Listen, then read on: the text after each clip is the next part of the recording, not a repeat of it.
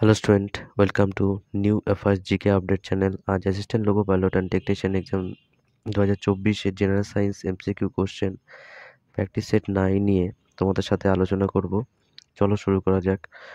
First question, graphite carbon এবং হীরা হলো কি? A isotope, B isomer, C isotone, D allotrope. এই চারটি অপশনের মধ্যে কোনটি হবে?